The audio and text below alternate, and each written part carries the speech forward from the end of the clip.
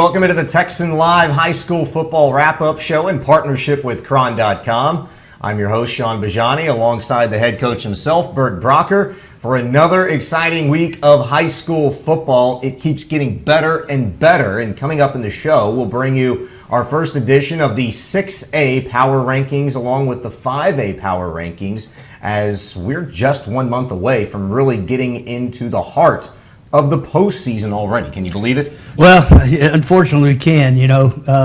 We'll talk about Harvey a little bit later here in the show. We got an opportunity to travel to Rockport, Texas tonight, and we'll talk about that a little later. But, it set a lot of these teams behind, but these districts are lining up now. These matches, these games, as you'll hear here in a little bit, they're going to align who's going to be the 1 seed, the 2 seed, and who potentially can be in and out at the end of it. So a lot of great football transpired over the last 48 hours here in the Houston area, and we're going to cover it here for you tonight. Yeah, getting down to the nitty-gritty, teams fighting for the top spot in a lot of districts, and we had a couple of really good games tonight, and we'll start you off with the main one, brought to you by TexanDrive.com. We take you out to the Rig, where the Pearland Oilers were looking for their 5th win on the season.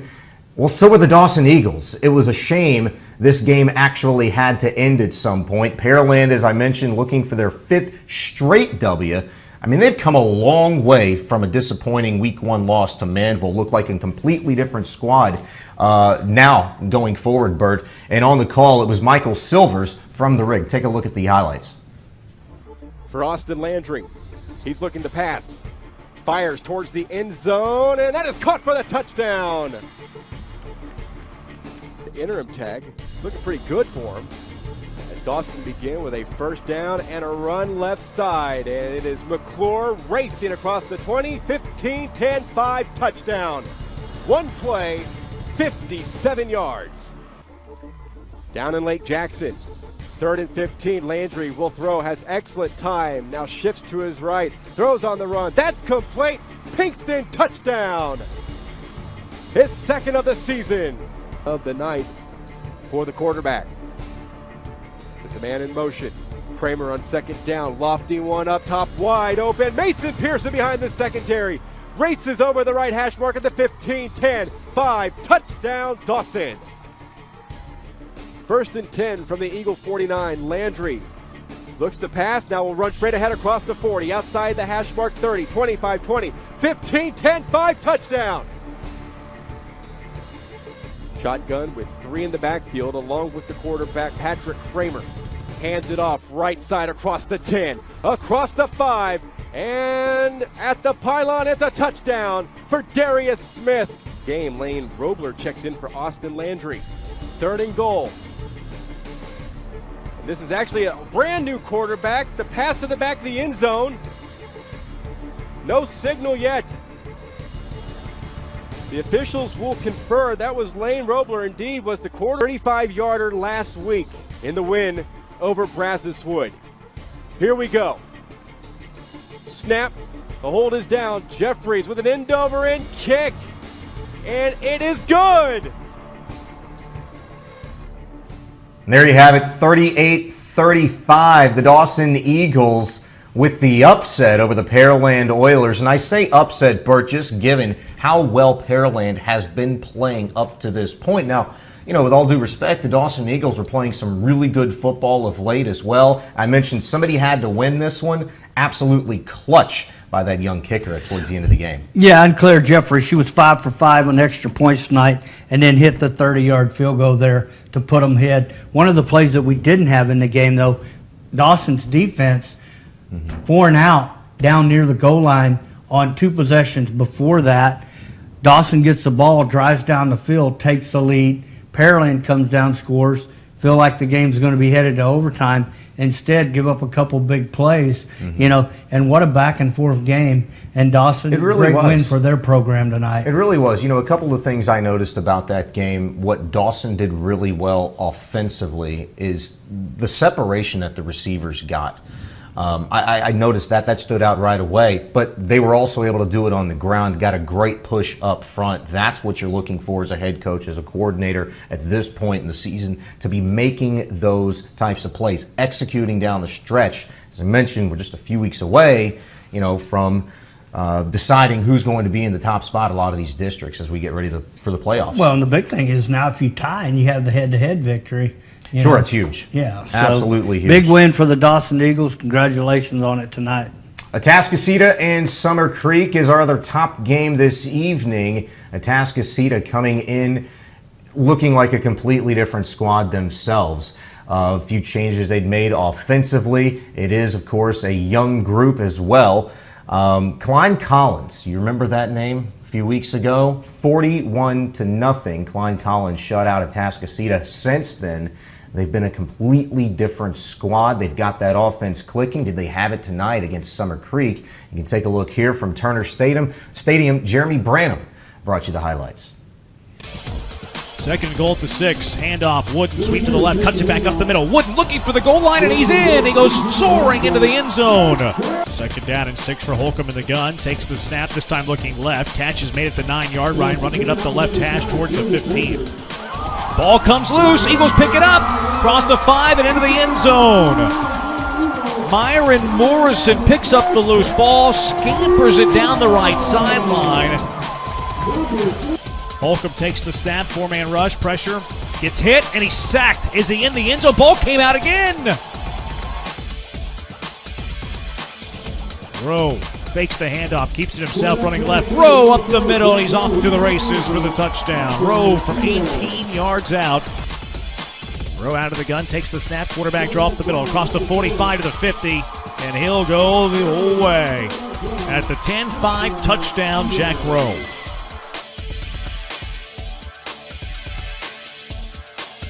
Nothing the final as the Atascocita Eagles improve to 5-1 and a perfect 4-0 in District 21 6A over the Summer Creek Bulldogs. Expecting maybe a little bit of a closer game as Summer Creek coming in playing some good football themselves, Bert. Well, you know, when you look at this game, it's kind of funny. One of the guys who used to work for us and now with a different particular product out there, he actually picked Summer Creek to upset Atascocita, and I think that's kind of, you know, what got him fired up. And, you know, I was talking with the Atascocita coaches, you know, Jack Rowe was benched. Let's go back to that. He was benched. He sat down. He's a senior starting position against Klein Collins. He did not play in that game. Right. Since he's been back, he's been on a mission, and he's clearly proven he's the man behind the center. He's the man calling the signals. And what a different team. You said it. You know, last week, big win against North Shore. Nothing personal, Coach K, but, you know, big win last week. And this team, they're just playing different football right now. Right. It was a huge win. And a 91-point turnaround, that's the difference. That's the difference that Mr. Rowe makes over there at the Atascocita High School, and we'll definitely keep an eye on them. Before we get to our 6A Top 10 Power Rankings, I do want to remind you that coming up in the show, we've got an offensive outburst that you cannot miss. Wait till you see the highlights from this game. But now it is time to take a look at our 6A Power Rankings. If you want to focus in on the screen there, we've got, and we'll start from number 10. Look at Cinco Ranch, Bert, making it. Atascocita in at 9 after the great football they've been playing. We've got Ridge Point at 8, Lamar at 7, Langham Creek 6, and your top 5. Cy-Fair, the Woodlands, Westfield, Klein Collins is right there, Bert, and of course, Katy, the top dog. And until somebody figures out a way to slow the Katy Tigers down, that's exactly where they're going to remain. Well, that 1-2 could be a little different because in that situation, Katy Klein Collins did not play. They were on the docket for the second week. Again, we talk about Harvey. Harvey did not allow that game to take place. Right. You know, so these two teams, even though they're in different regions, you know, right now, they would have liked to probably really got that game off to see who actually would have won. But nevertheless, Katy taking care of business, Klein Collins taking care of business, Westfield, I mean, the Woodlands look really good against the undefeated team tonight. So a lot of good football going on here in the Houston area right now. I'd look for Atascocita to continue to creep on up there as we continue to bring the power rankings to you each and every week here on Texan Live, the high school football wrap-up show. Coming up, I mentioned an offensive outburst. Well, we got a perfect team for you. We had a few of them this evening, but Langham Creek and Cy Ranch were going at it this evening. Some Katy ISD action brought to you by the city of Katy. It's the Mustangs and Lobos. Cy Ranch looking to pull off the upset and hand Langham Creek its first loss of the year. Alex Del Barrio was on the call from Cy Fair FCU Stadium. Take a look. 22 set. This one is taken by Min out of the backfield. Min, block, 5, touchdown, Lobos. Chris Min with some nice moves, lowering it for the Mustangs. On 1st and 10, it's Nieto. Nieto bounces way up the middle, punches this one in for a Mustang touchdown. To get these guys more disciplined than that. Johnson takes the snap. Wants to fire this one off the left side. Has a man in the end zone. Eke, touchdown.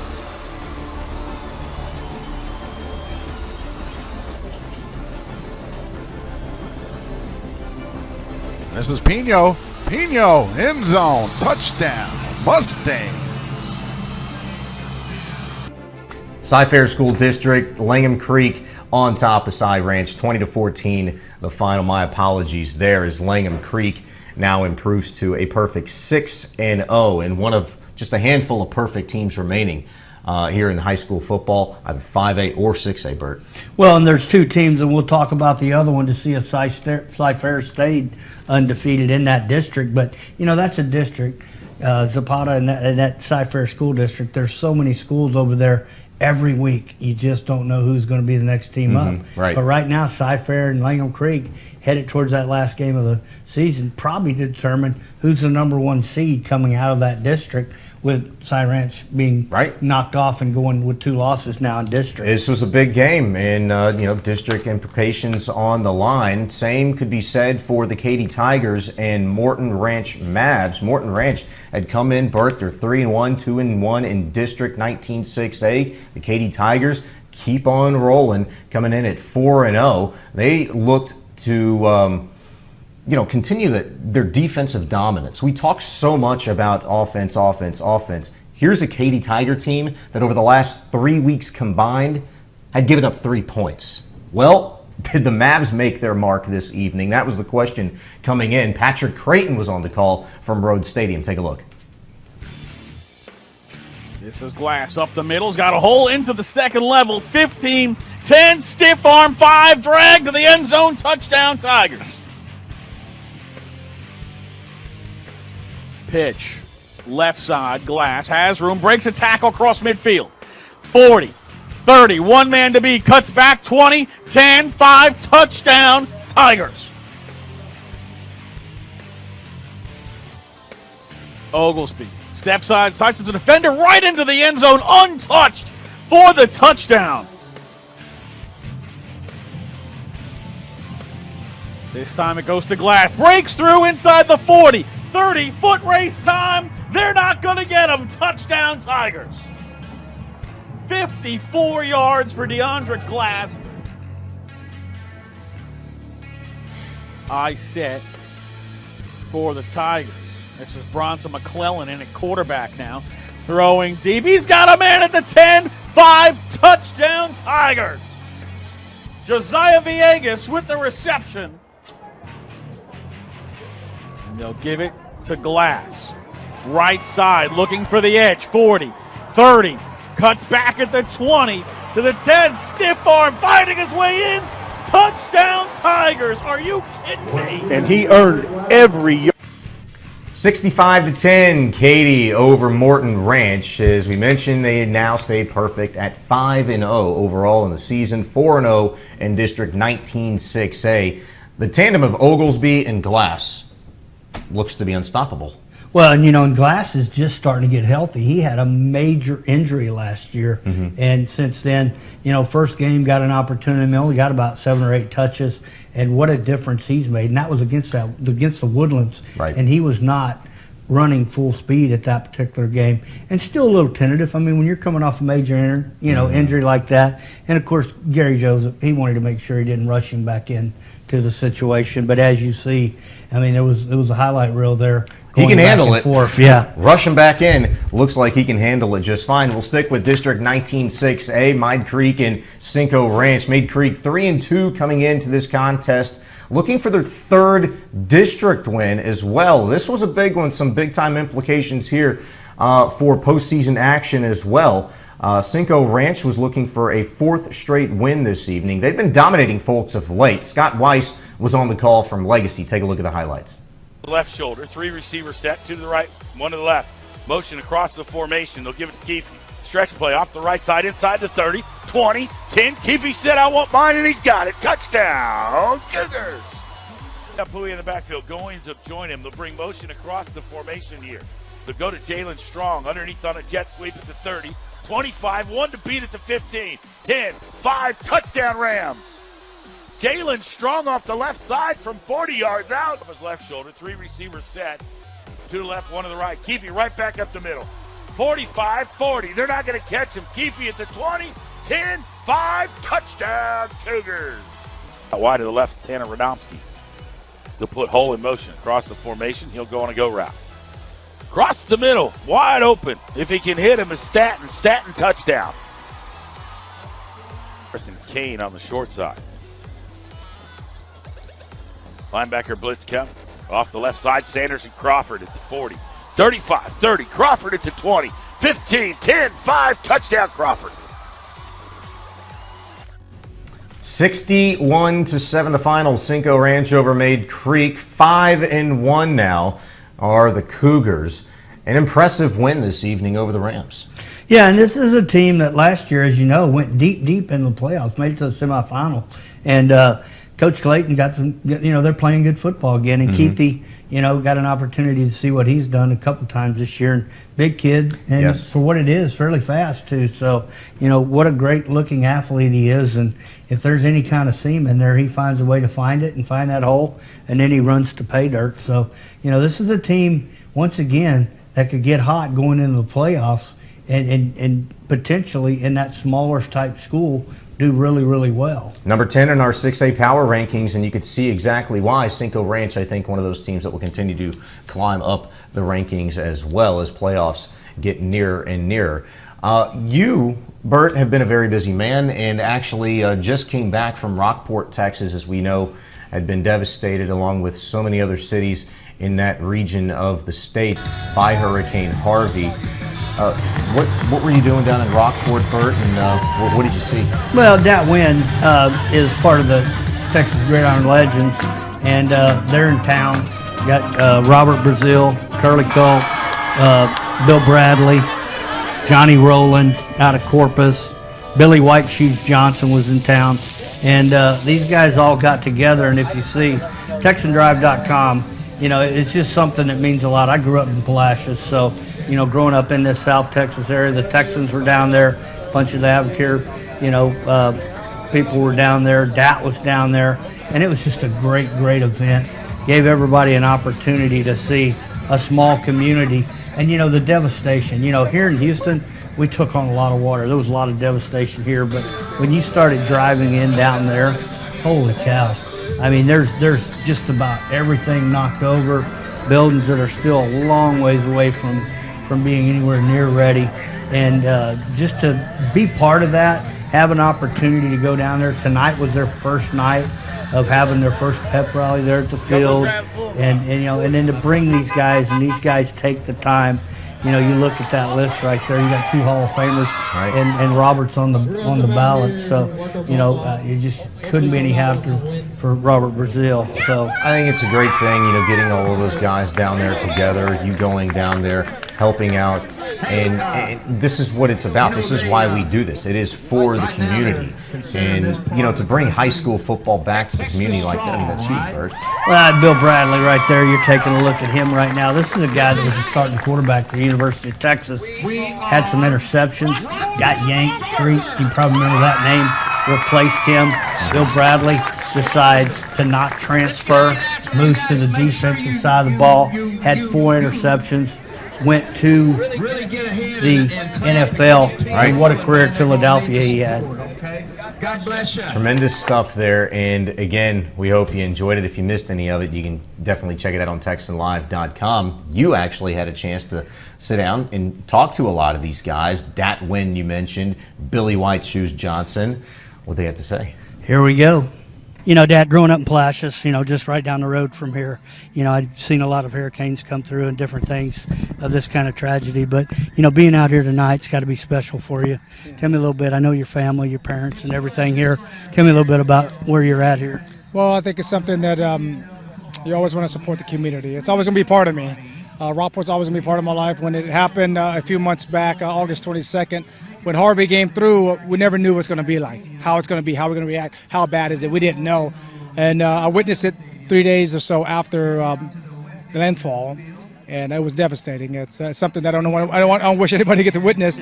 But pictures and videos doesn't really hold justice. But when you see it, and you see the community now coming back here 6 months later or 6 weeks later, it changed a little bit, and we're making progress, and I think that's the best word for us. We're striving, we're making progress, and we're knocking down day after day, and that's all we can do is just control what we can control and get better. Well, you know, we live in the Houston area, and I actually had my house and my Texan Live sports building completely knocked away, so I know about the devastation it done, but it was just amazing to me, the high school teams, you know, and the players, they came and helped me tear things apart, and just the community growing together, and I think that's the big thing. You know, we drove down here, Rob Lynch, which you've known, got a chance to meet you a couple years ago, and that's, to me, so many of these young men will remember this, you know, later in their lives, and I guess that's the thing that makes you feel so good about it. Yeah, no doubt about that. I think it's just we go through life, and I share a little bit of story with them early at the prep rally. It's just every time, all of us have adversity, right? All of us have some obstacles we go through life in, and how we're going to respond to is the most important thing. And what they experience here in life as the Hurricane Harvey, the post-Hurricane Harvey will allow them to overcome any obstacle that would have when they go to college or they go out in the real world, whatever it is that they're going to do in their life. You're going to have some adversities. You're going to have some trials and tribulation. How are you going to overcome that? And I think that's the most important thing. That's not going to be as bad as Hurricane Harvey. You know, very seldom that you will go experience life that what you experienced here the last few weeks. All right, we're out here in Rockport, Texas tonight. Yes, we are. Billy White Shoes Johnson here, take 27. But, you know, it's just amazing. You know, you guys took the time to fly in. You know, we rode out here tonight. And, you know, you're coming in here looking at Rockport, knowing the devastation.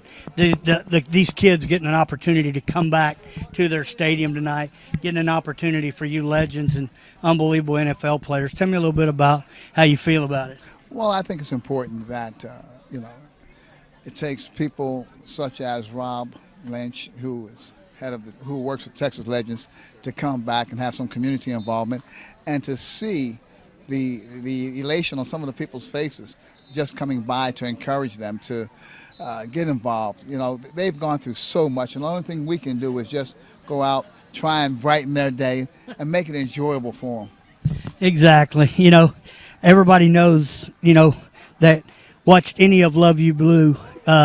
You started the celebration, Billy White Shoes Johnson. And, you know, seeing today, now the NFL finally is allowing receivers to have fun, teams to have fun. That's got to feel good to know something that you were a big part of starting, you know, is now coming back. Well, it is if they don't go overboard and mess it up again, because some of the stuff they're trying to do now, it's over the top. But I think if done in a lighthearted fashion, and it's entertaining. That's what we are. Yes, we play hard. Yes, we want to win. But we're also entertainers to the point that the fans want to get involved with it. So I think it's a great thing that they're allowing it to come back. Great stuff there, Bert, with Billy White Shoes Johnson and Dat Wynn, who looks really good, by the way. Yeah, he might want to still suit up.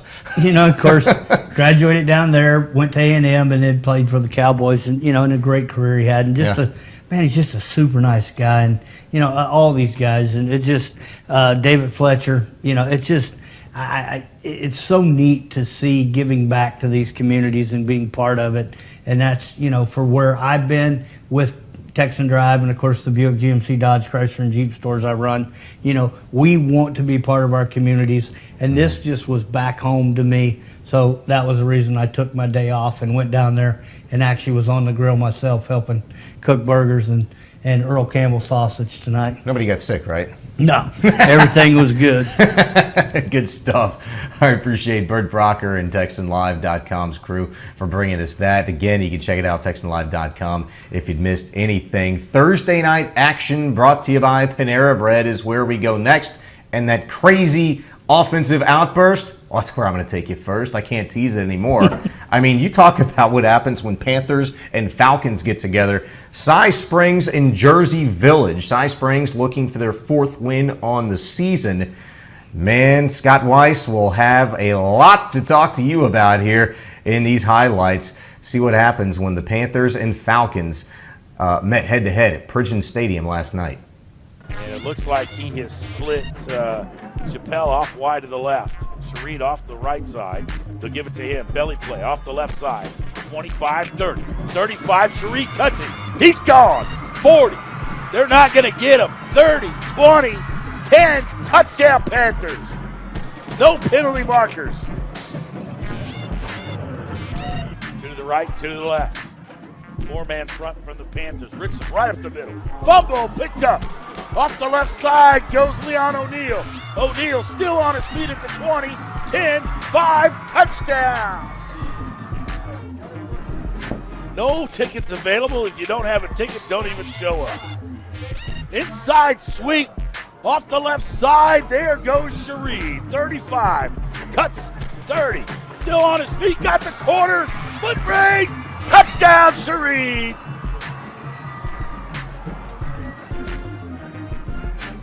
But it's been all Cy Springs Panthers here in the first quarter. Squib kick. Going to make its way back to Raymond Richardson, 25. Looking for running room. Richardson off the left side. That's not Richardson. That's Jordan Jones. 35-30. Jaira Thompson at the 10. 5, touchdown.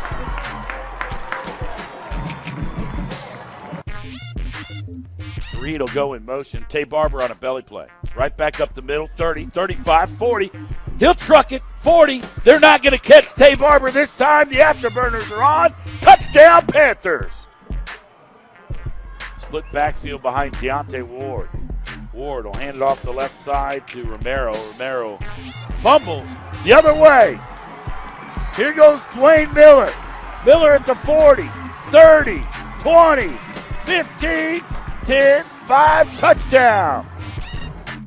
74-63 Cy Springs over Jersey Village. Cy Springs now 4-3 overall. Evens their district mark at 17-6A at 3-3 now. This is like playing Madden on easy mode back in the day. If you look at some of these numbers, and you got to give these couple of kids props, rushing the ball for Cy Springs, Jamari Sharid, 265 yards on the ground, Bert. The backup running back, Tay Barber, 247 yards on the ground, a combined 7 touchdowns. They both had runs of 80 yards in this ball game. Unbelievable. Well, and you saw how some of them were. They were actually plays where they made a bunch of people miss tackles. But I will say this, there wasn't a whole lot of defense played in this particular game. So no, there was not. And let me do the math for you. 669 yards combined rushing for Cy Springs in this game. 669. I don't mean to brag. I used to do that with Michael Vick on like Madden 2004 back in the day. On easy mode, of course. It could happen. That was your offensive outburst, maybe of the year. We're going to have to wait and see. Coming up a little bit later, we'll get to talk about Crosby, because Crosby's been doing some crazy things offensively. If anybody could maybe match that sort of output, it could be the Crosby Cougars. Right now, North Shore and Kingwood, though, we'll bring you some of those highlights. They were out at Turner Stadium last night.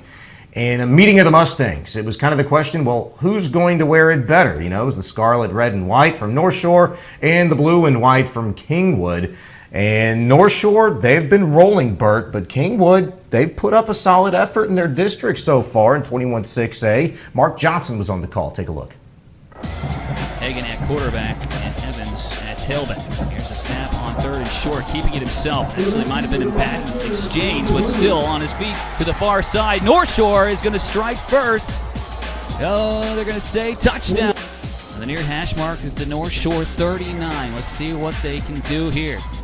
Fake handoff, taking up the middle himself is Matt Slate. He's off for the races. This one is going to span 39 yards as Kingwood strikes in. They're trying to wear him down right now.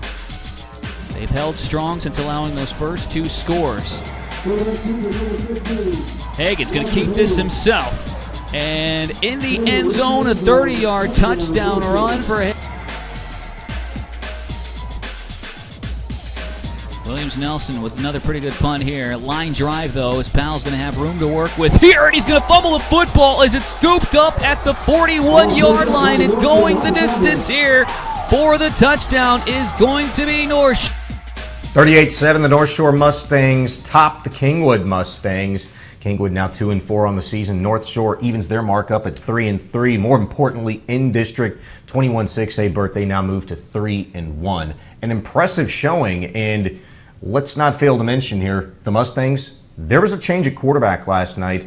Serta out for the Mustangs, and sophomore Roger Hagan in. The deception on the read option last night, to me, is what made the biggest difference in that ball game, and the separation from the receivers. Defensively, Kingwood just really struggled to handle themselves, Bert. Yeah, and this is a game that, honestly, with the way that North Shore had struggled offensively, I wasn't sure if Kingwood couldn't play a little bit with them. I felt like North Shore still by far a better team, but when they made the quarterback change there, and nice job right now. I mean, I don't know that that'll be the final decision long term, but the game plan last night definitely paid off, and they look like a different offensive team. That read option, he did a nice job of pulling that ball out as a sophomore whenever he saw the defensive end crashing in there. So nice job by North Shore, and good win last night. When you get to a certain level and you say you have two quarterbacks, that usually means you don't have a quarterback. Well, it's not necessarily the case in high school, Bert. You want to develop as many guys as you possibly can. And the fact that North Shore can really, depending on an opponent, and I think it might come down to that, be able to go with Serta or a Hagan at their quarterback position. I don't know if it's a long-term thing. We'll kind of have to wait and see. But I think if last night told you anything, it's they could roll with either one right now. Well, but you go back to when North Shore won the state championship, they had two quarterbacks. And Mayde, a smaller. Right, Mayde and Long, right? Yeah, but a lot faster, and Long more just smash mouth run over people. So, it's a good thing for a coach to have options, especially if one's struggling. And it looks like North Shore may have found that option on the second quarterback, or potentially the first quarterback. Absolutely. Our third and final game from Thursday night brought us to Caney and Davis. Davis was looking to get their head above water. I mean, they came in needing to get above the 500 mark. I think this was going to be something important for them to do at 2-2 coming in, while Caney pitched a shutout last week on Eisenhower. They were looking for their second straight win. Chase Snyder brings you the call. 4 wide, trips at the bottom. Cephas goes right, pitches right to Smith, goes for the pylon, and he's in. Touchdown. Donald Smith. 3rd down and 3. Cephas in the gun, play fake, rolls right, has a man open. That's Smith at the goal line. Touchdown to Caney. Prudhomme shotgun snap. Has time. Steps up and fires it deep down the left side, and the pass is caught for the touchdown in the left corner. Cephas shotgun. He takes it left side, and he's in easily. Touchdown, Caney.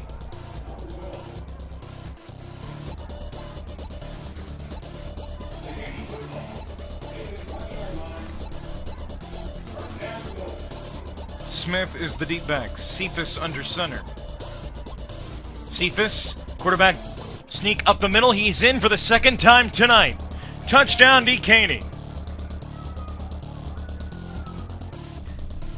27-14, the final Caney over Davis. Caney now 4-2 on the season in District 16-6A, a 2-2 mark, and this isn't a close district. Bert, still Davis Caney right there. They could be battling it out here for another few weeks. Well, and again, Westfield's kind of put a stamp on they're going to be number one. Which we'll catch a little bit later here. Right. I'm kind of jumping ahead right there. I apologize, but well, no, we saw Westfield. I mean, they're third ranked in the Class 6A power rankings right now. I mean, that's a legitimate team that we have to keep an eye on. Yeah, and they won big tonight. I apologize. We actually didn't make it out there. That was one of the games that we did not cover. Right. But Westfield won big tonight, and they keep in that driver's seat of continuing to dominate. And that's just another team. Meakin's got them playing good football, good defense, and offensively they have a big arm quarterback that can air the ball out. Coming up, did Crosby make it a perfect 7-0? Cy-Fair and Manville look to keep a perfect season as well. But first, it's time for our 5A Power Rankings. All right, we're going to do the 5A Power Rankings, or I think it's a Texan Live Viewers' Choice Award. From last week, it was Jack Rowe, quarterback of Atascocita. Take a look. Hey guys, Texan Live out here to present this week's Viewer's Choice Athlete of the Week, brought to you by TexanDrive.com. From the Atascocita Eagles, quarterback Jack Rowe.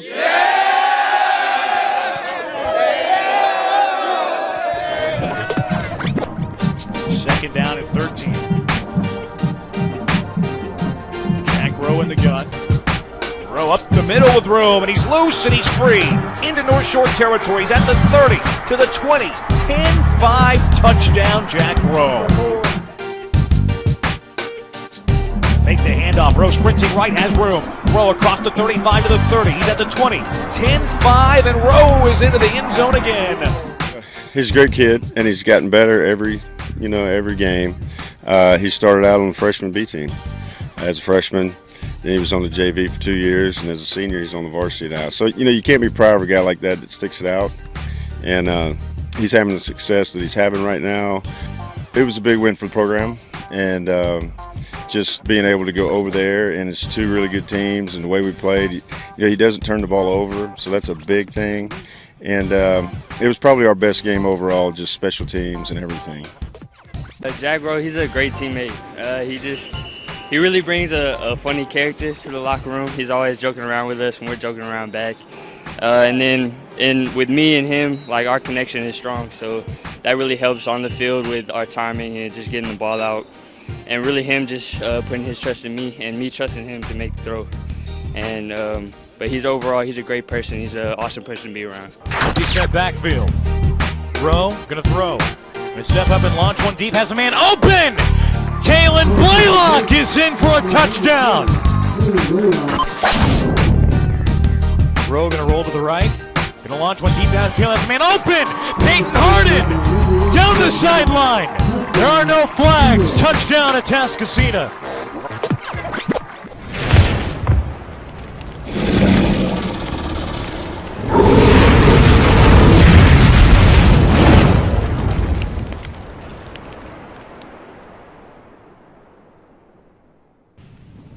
So Jack Rowe, the quarterback at Atascocita, as you mentioned just a little bit ago, the big game he had against the North Shore Mustangs just 1 week ago, 173 yards on the ground, earns him the Viewer's Choice Player of the Week, and well-deserved. Yeah, absolutely. And, one of the things, though, that when you look at a team like this, you got to look at what Coach Dickey and that defense has been doing. Mm-hmm. They've stopped some really good offensive teams, and they've not allowed very many points scored against them. So, with a young man like Jack Rowe, as long as, like Coach Stump said, if he doesn't make mistakes, this team could really be good going forward for here the rest of the season. Right, and coming up, I promise we will have the 5A Top 10 Power Rankings for you. But first, it's back to Friday night action. Alvin and Dickinson. Could Dickinson get back on track? Yeah, they had a big win last week. They needed to make it 2 in a row. Did they? That was the question. Paul DeVore's on the call at San Vitanza Stadium out in Dickinson. Take a look. Back to the right of Welch. Welch steps back, asks for the snap. Snap is back. He's going to keep it. Going to try the middle. Mike Welch puts his head down. He's going to be in for a touchdown. Mike Welch. And the snap comes back and hand it off fake a handoff to Lobato. Throw down the far side. Caught. Touchdown. To the outside. So snap comes back to Welch then. Turn and hand it off. Coming to the near side. Going to be in for a touchdown. Miles Lewis. Why not? 24-7, Dickinson over Alvin. Dickinson now 3-2 on the season. They back on track, Bert. I mean, what do you think of this squad right now? I mean, have they finally kind of put it together? Well, they lost the game, in overtime on a missed short field goal. So Dickinson, and then they came back and got beat handily the next week. So this is a team. Coach Nelson thought he had a really good program. I said it last week, if they don't win, they're in trouble. They may not even get into the playoffs in that district. Right now, they've put themselves in a position where continue to play good football, Do it 1 week at a time. Friendswood's playing really good football right now. So, it's just one of those situations. You aren't going to get the 1 seed more than likely in that district. But once you get to the playoffs, it's real simple. You win, you go on. So, Coach Nelson, I'm sure, will continue to coach his guys up, and they'll be ready for next week. I think you're right. I think they put themselves in really good position in District 24-6A going forward. Hope is what you have got to give these kids with 3-4 weeks left to go in the regular season heading into the postseason. Crosby and Dayton in District 21-5A. Crosby had come in averaging nearly 65 points per game. It was Dayton's turn to see if they could slow the Cougars down. Mark Johnson was on call out at Broncos Stadium. They're going to go with a sneak here, and that'll work out to perfection. Tossing it to the receiver on the near side. Line, though, 25 seconds left. A jump on the defense. A free play for Crosby. Going downfield to Patterson. On the far side, he'll make the catch at the 5-yard line, and he'll be able to walk it in after that. Fake hand off to Solis, off the sweep. They're looking to throw the football now. Chance Smith wide open down the field. He'll toss this one to the 25-yard line. It's going to be caught and into the end zone for the touchdown. What a play made there in the trick play. Second down and goal. Fake handoff to Solis. A pass on the far side complete. Woodard's going to pitch it. What a play made by Woodard. A little hook and ladder, not designed that. Solis with the handoff. Changes his direction to the near side this time. He wants that end zone really bad, and you know what? He's going to get it. Crosby winners 69-27 over the Dayton Broncos. Crosby now a perfect 7-0, 5-0 in district play. Dayton falls to 2-5 and 2-4 in their district. A huge win, literally, for Crosby again this evening, as now they've bumped that season average up to about 67 points per game. Impressive. And as you take a look here as we get to the 5A power rankings, exactly why Crosby comes in where they do at number 3. I mean, just absolutely impressive, Bert. You look at this list, and these are some teams that have been putting up a lot of points. I see a lot of teams here like Waltrip, Foster, which have flexed their muscle defensively as well, but 10, Brenham, Foster 9, Waltrip 8. Those are some darn good teams down there. But Brenham upset Tomball tonight, so they very easily could move up, and Manville continues to dominate, Angleton, but Crosby's a team somewhere along the way. They're going to have to play a little tougher defense, I believe, to really win a state championship. And of course, Jeff Reardon believes that they have the ability to. He's coaching this team very well. But I think at some point in time, the defense is still, I keep saying that every week. You got Squirrel, you got Patterson, you got some unbelievable athletes on this Cougar team. And they're going to score a bunch of points. But at what point in time when they get shut down, is their defense going to be able to shut down the other team? I think it's a fair question. I think it's a really, really fair question. But Crosby, they've gone from 53 to 57 to 61 to 63 to 67 points, 69 points tonight. Just defense, what defense, Bert? They held their first 2 opponents of the season to 13, 14 points in weeks 1 and 2. What do you want from them? Exactly. Defense is on a break right now. So terrific showing by the Crosby Cougars. Tomball and Brenham in a good game in District 25A. Boy, the Cubs and Cougars, this one kind of like that Dawson and Oilers game from earlier this evening, one you kind of didn't want to really end. Patine Delgadillo from Tomball Stadium brought you the action. Take a look. Takes the handoff, Wraith, ball in the air, and is caught by number 1. In for the touchdown. Johnson set in motion. The ball is fumbled back. It looks like underneath it. Picked it up and running for a touchdown is number 34. We talked about that last week. That young man, Cody Sturman. Side of Holland. Holland hands ball off up the middle, and second effort puts him into the end zone. Touchdown.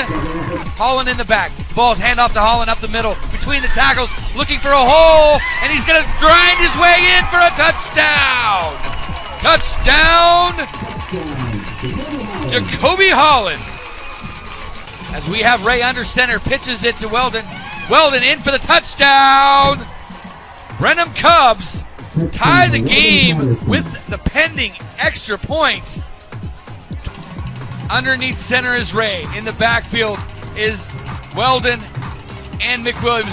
Weldon with the ball. Torres gets to the edge. William in there for the touchdown is Weldon Patterson. His third touchdown of the game. And the win for the Brenham Cubs. 34-31 Brenham over Tomball. Brenham, Bert, improves to 5-1. Really good game there in District 25A this evening. Yeah, but this is a game that Brenham actually thought they had lost. They, on fourth down, made the decision they were going to kick the field goal, send it into another overtime. Right. And guess what? They missed it. But hang on. It was 4 yards to go on fourth down. Tomball was offsides. They got a first down. And then, of course, you saw how Brenham won that ball game by scoring a touchdown in overtime. So this is a game Brenham actually thought they had lost. Right. And unfortunately for Tomball, they jumped off sides, or may have even called a timeout. I'll have to find out more clarification on that. They may have called a timeout when they didn't have one, and that was a 5-yard penalty. So we'll get clarification tomorrow on it. But what a tough loss for Tomball. I was going to say either way, you know, every team every once in a while is gifted something, and the Brenham Cubs certainly fell in favor this evening. 34-31 winners there. Eisenhower and MacArthur. This is not a baseball score, I promise you. Now, there wasn't a ton of action in this game, but what little there was, well, it made all the difference. And Craig Matthews brought you the call from Thorne Stadium. Take a look. And then they reset it. So MacArthur comes out with twins to the right. Little slot receiver to the left here. He's just helping the block. Quarterback does have time. Tucks it. He better get out of the end zone, and he didn't make it. As a safety on the play, they brought number 9 back in, the original quarterback Armando. Backs off. Now both corners back off. Quarterback looks to the left. Pressure. Boom! And he's hit. He fumbles. It's picked up number 10. And he takes it to the 1-yard line. And Eisenhower's not ready. I mean, MacArthur wasn't. And it's a touchdown.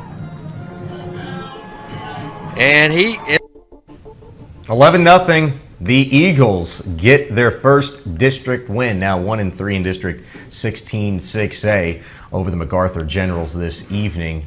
Not exactly a barn burner, but you know what? I like these kind of, ugly games every once in a while, Bert. I know it drives you crazy as a head coach, especially when you see that turnover there by the MacArthur Generals. I don't know if it was really a fumble, more so as a desperate pass to get rid of the ball. But 11-0. I enjoy those types of defensive battles.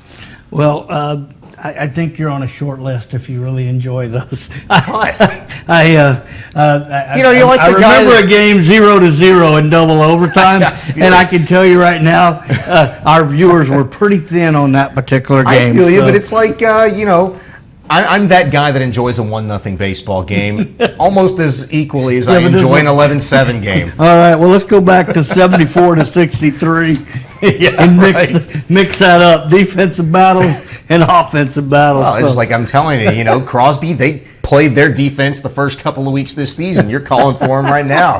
I say they've done enough already. That's a season's worth of defense for the Crosby Cougars. Exactly. Cy Creek and Cy Fair is our next matchup this evening. 17-6A is where we take you out next. Cy Fair looking to stay undefeated. They came in at a perfect 5-0. Matt Harrop from Pridgeon Stadium had the call for you. Less than halfway through the first quarter. Arnold, right side on a slant pass, caught by Farrell, bounces off a defender, and he's in for the touchdown.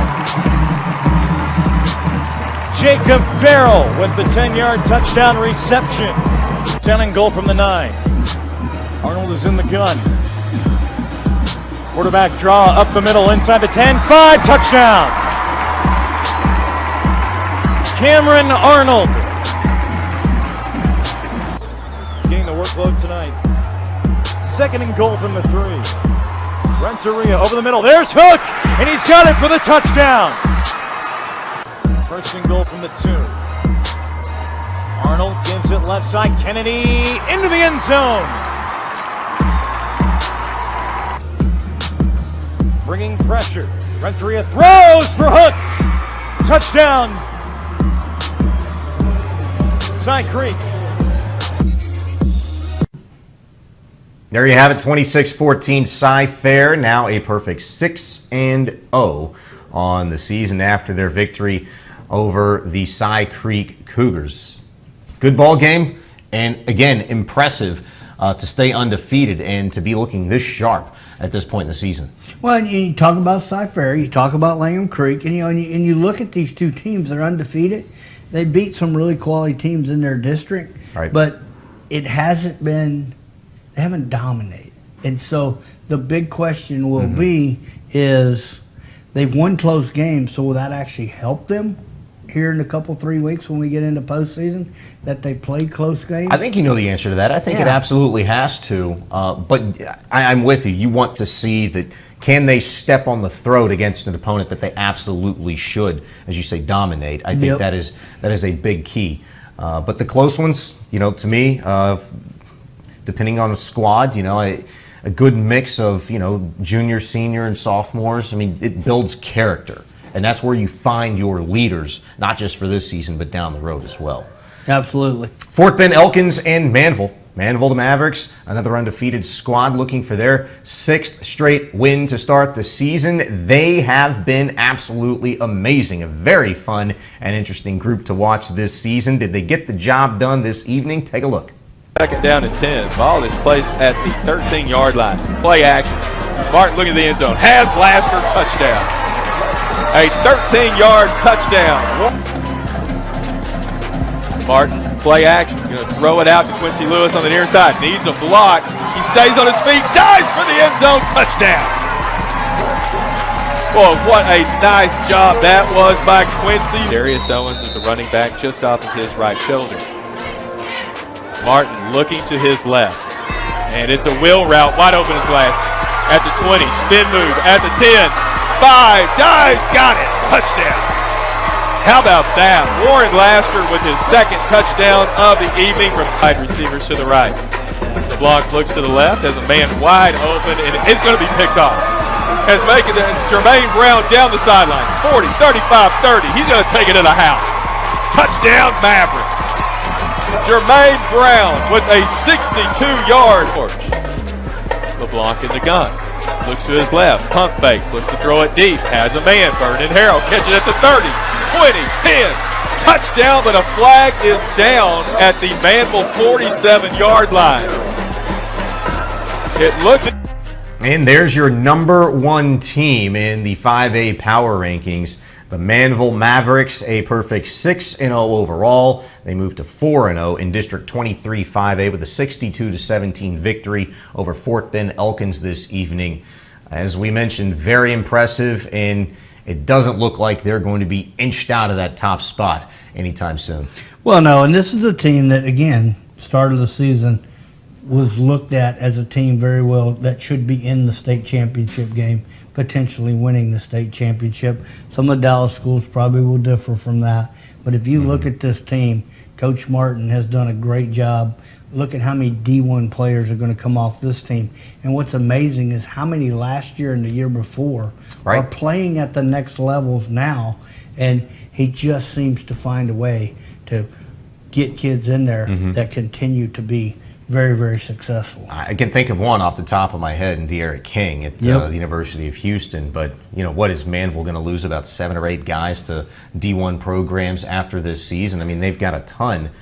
Well, in Memphis, we were talking about that. Patrick Taylor, Atascocita Eagle, had 4 touchdowns. I mean, hate to see our U of H Cougars lose, but it was an Atascocita running back that come right out of here. Sure. And there was another, the receiver from Memphis that was also from Manville. So a lot of talent. Houston's got a ton of talent. We're not done here on TexanLive.com. We've got Saturday action for you. For a look at it, Bailey Logsdon previews.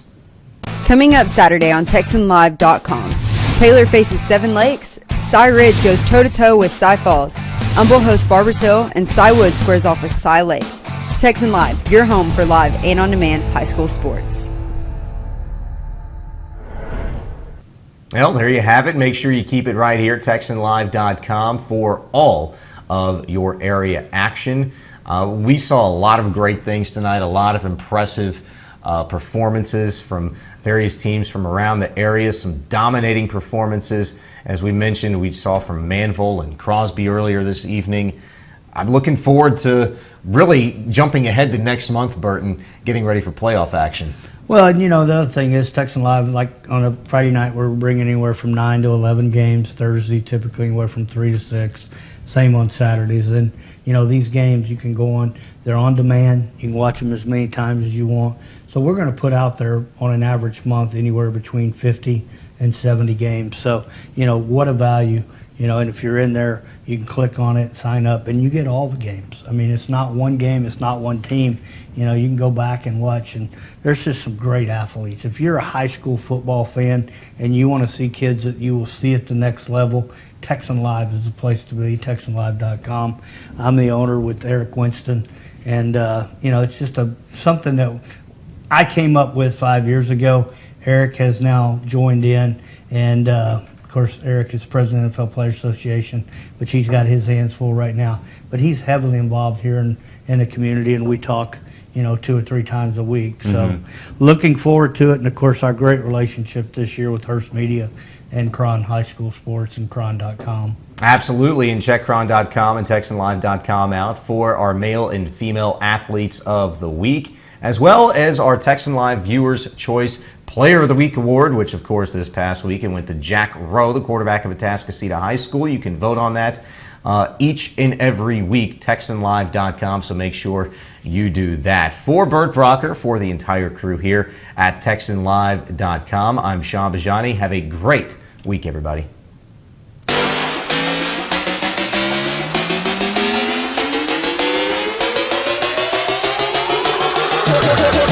1, 2, 3.